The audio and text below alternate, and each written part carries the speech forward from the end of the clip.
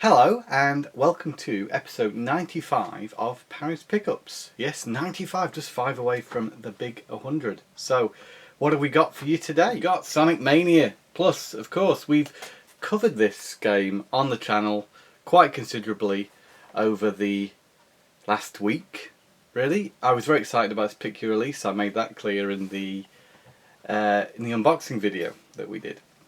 So how does it stack up? Well, very well. I mean, it certainly injected Sonic Mania with a new lease of life. The Encore mode is pretty fantastic, really, considering that it's just an add-on, which only costs £4 if you're to buy it as an add-on for the original game. And what you get for that, I feel, is quite a lot, actually. Of course, you get Mighty and Ray. They're the big new additions to the game. And both of them have unique ways of interacting with the levels. Mighty can do an attack where he's sort of like a ground pound in Mario. You can jump up and smash down through things. In fact, I've heard that the levels have been changed slightly to allow for the characters' new moves to have some effect in the levels. So there'll be new areas, parts of the levels will work better. It's difficult to see that particularly, but knowing that it's there kind of lets you rest easy that there won't be any sort of irritating little moments where the new characters will break the game anyway, because potentially that's what could happen if the levels weren't redesigned. Ray has this flying ability. It's not something I've used very much actually in the game. The character secondary abilities tend to be something you'll use not so often, apart from Tails. I mean, I've found in Sonic Mania Tails' flying ability is by far the best one. Knuckles' gliding ability, pretty good. Ray and Mighty's abilities, they're there, and sometimes you use them. Maybe I just need to get used to using the characters a bit more. And what's great about this is in Encore mode, which is the new mode that sort of changed up the original game. Sort of resets things, basically. All the baddies that you've defeated in the original Sonic Mania show back up again, and they're brought back to life, replaced back in all the old levels, but the old levels are set with basically a different time of day, so each level has its own new aesthetic, which is different from the original Sonic Mania. There's a little bit of extra stuff at the beginning of the game, which introduces Mighty and Ray, which is nice that they've addressed that as well. There seems to be something about this purple emerald now, which is causing this new chaos. Chaos, see what I did there? And so it's nice that they've thought about that, and they've given it a sort of, you know, a bit of a story and a reason for replaying all the levels again. There's also an extra cool bit actually. Once you've beaten Metal Sonic, you get a giant Metal Sonic to fight that could be familiar for those people who've actually got to play Knuckles Chaotix, which is a throwback to that game.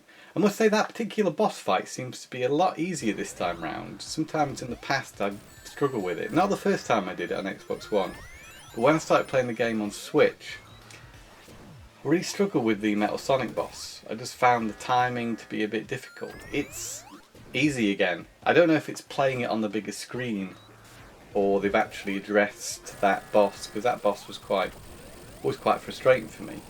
Otherwise, the difficulty level of Sonic Mania is pretty good. If you're familiar with playing old Sonic games, I think you'll take to this rather well. I think some of the level design feels a little bit more haphazard than some of the older ones and less direct.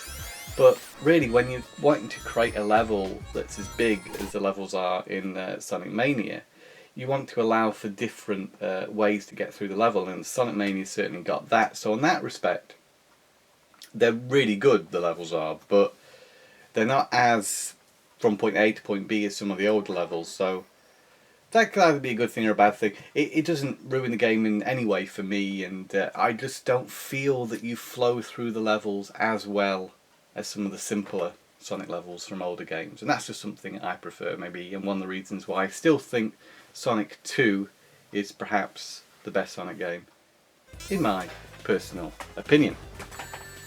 Okay, so Sonic Mania, is there anything more I can say about it? I think we've covered this game a lot. If you want to see more of the game, there's a Tom Plays video available on the channel.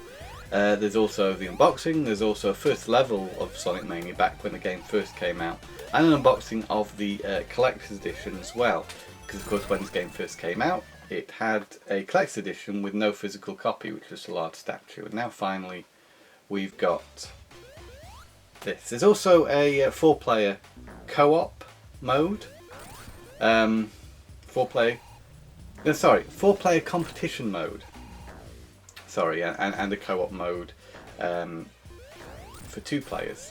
And I must also point out, which I totally forgot to mention, about the Encore mode. It's got a very different system in regards to lives. You don't get lives in the traditional sense. Characters are lives, and now there's 5 characters. You basically have 5 lives. But sometimes if you lose a character, you'll have to get them back, and that's where the new bonus stages come in. So rather than the old blue sphere stages that you used to have in the original Sonic Mania and Sonic 3 and Sonic and Knuckles as well, they've introduced a pinball table, and that's pretty cool. You can actually spend a lot of time on the pinball table, and you don't necessarily need to spend as much time as you probably end up spending on the pinball table. But what you can do is you can win through that. You can win characters back. So that's really great, I think. The system works particularly well, and it sort of makes Encore mode the one you want to kind of play through nowadays. But if you want to see those older levels and that original aesthetic the game had, then you still have the option to do that on Sonic Mania Plus. Now, I mentioned the 4-player mode. I've not had a chance to play that yet. 2-player worked much the same as they did in the previous Sonic games, first introduced in Sonic 2, I think. Where you race to be the first one to the end, and I guess 4-player is just a version of that with more players. Yeah, see, as you can tell by this little mini review, there's a lot to talk about still in Sonic Mania Plus, and it really goes to show how good this game is and how good of a sort of Game of the Year version this is. And if you haven't seen the unboxing video, this is the art book. It's pretty good, pretty comprehensive. It's got some wonderful, beautiful artwork on there. You couldn't really ask for more. That's well, it may not be a big hardback, necessarily very thick book. What's in there is actually pretty fantastic, and it also goes into some detail about the reasonings why they did certain things, and that's lovely. And the reversible cover, we've got to show it off again, haven't we? There you go. So it looks just like a Sega Mega Drive game. And I especially like it in the blue box, which I've said before, but I'm very happy to have the physical PlayStation 4 version. This, out of all the versions, this for me is the best one. I wasn't going to rebuy the game physically on every format because I didn't see any need, seeing that I own it digitally. Although I did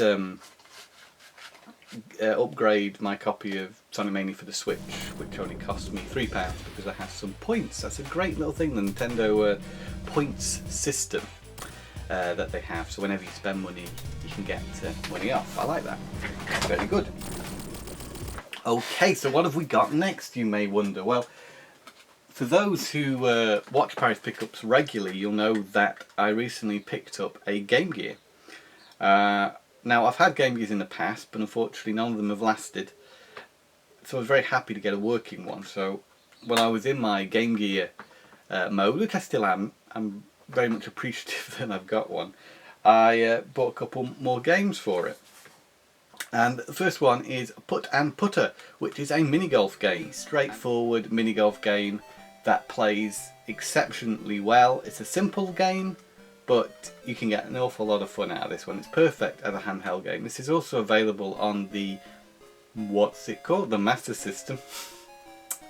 The Master System. So, but I think it's actually a little bit better to have it on the Game Gear, because now you can play this on the go. And it's got a good challenge to it. I managed to do a hole-in-one on my first try, which was more luck than anything. The game is reasonably challenging, and I did get up to a certain stage where, you know, it was becoming quite frustrating to because I wasn't quite getting there. Saying that, still very enjoyable. Putt Putter is a great game, so I would recommend this. Not one here talked about too much, but this next game is Taz-Mania, and this is, I'm afraid, not a game I can recommend. Now, stupidly, I thought this was going to be just the same as the Master System games, being that most Game Gear games are the same as their Master System counterparts. It actually is a different game, and it is not a patch on the Master System version of Taz-Mania. It's a very linear game, which is totally dependent on timing so far. The first level took me a long time to actually get through, as it is all timing. You're basically being chased by a boulder, and the thing is, the only way to outrun the boulder is to spin. Of course, Taz spins around, but Taz's spin doesn't last forever. You have to top it up by eating food. So as you're whizzing away from this boulder, you're having to stop every now and again to pick up and eat the food. And Taz looks great, actually, much better than he did in the Master System version, but that actually plays a lot better.